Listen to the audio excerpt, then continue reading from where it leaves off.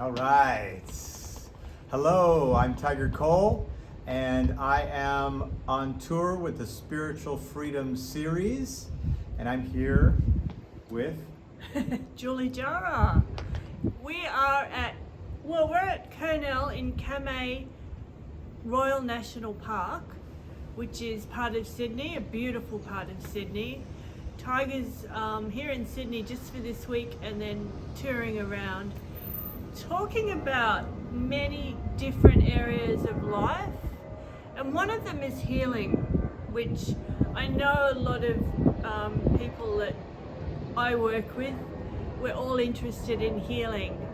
And the question that does often come up, what is healing? So Tiger has lots of info on that. We want to ask him what he thinks. So what is healing, Tiger? Okay, well, healing is the restoration of the life force energy, right? We are energy. We don't have energy. We are energy. There's something running that physical body of yours, and that thing that's running it, that is to say the real you, the life force, when that life force energy has the ability to just flow naturally, there becomes healing in everything. Now, this is happening all the time, but sometimes we have blocks, sometimes we have challenges in life, things that can restrict that healing energy. So if you just think of it as the simple things, I find that simple things are much better than complicated things. So for me, healing is all about the restoration of the life force energy. And that gets interrupted when we get out of balance, when we're under stress, when we don't sleep enough, don't eat enough, work too hard. Geez, I do that. When we don't have direction and we get unhappy in life. There are so many different causes. There's also deeper causes of, you might look at the life lessons we've come to learn. We've come into a situation in life, and sometimes there are challenges in that. And so they're they're deep, but all of them are things that we need to heal, aren't they? Right. Yeah, that's right. The biggest thing has to do with the stress, getting tense, right? And it's not just like, I get tense, but if it becomes habitual, if it becomes a syndrome where I'm always dealing with stress, I don't know what's going to happen, or I let myself fall into that state of being in the past or the future and not being in the now, then what happens is that's where that dis-ease, right? I'm sure most of you have heard that before, the dis-ease, you hyphenate the word dis-ease, as opposed to being at ease. That's where that comes in.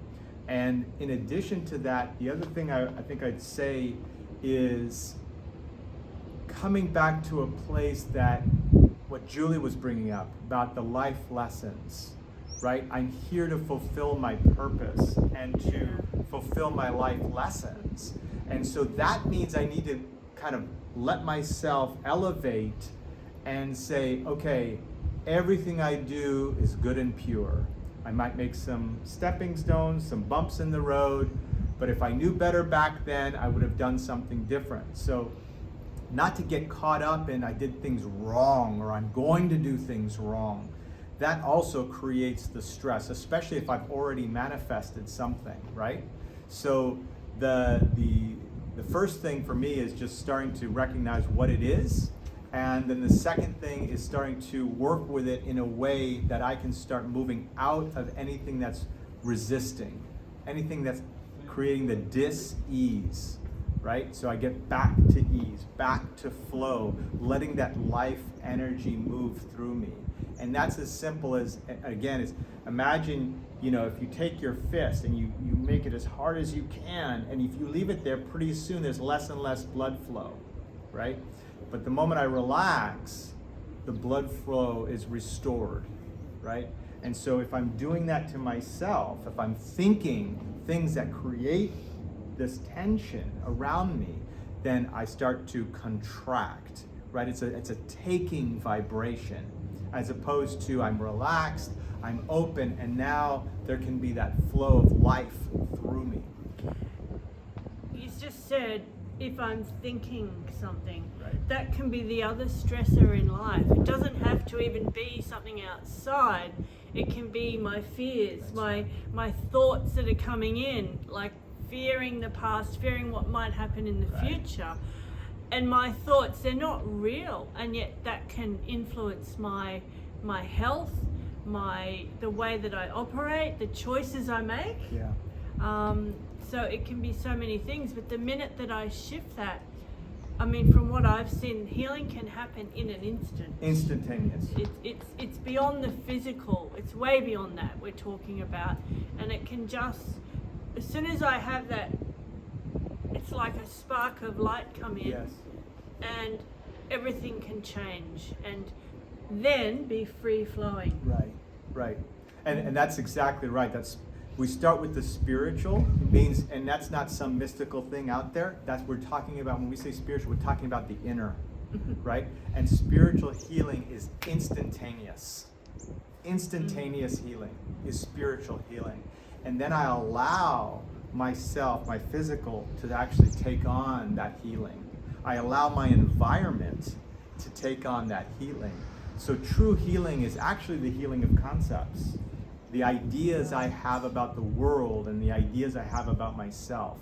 That becomes the ultimate, because if I go and heal the body, right? I have to go get chemo, or I go mend my leg, or whatever it is, and then I go right back to the way of thinking that got me into that situation again, I'm going to start manifesting something else.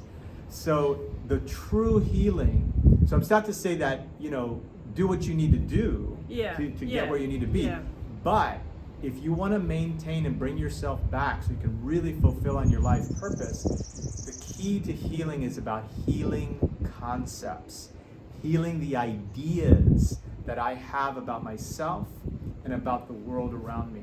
The more I do that, then the more I can move in and out of situations with ease, with smooth vibration, with a good feeling. And that just lets me do what I've come to do in a greater and more loving way, as opposed to a lot of wear and tear. Thank you so much. That was really cool. That was cool. Let's do it again. See you soon. Bye.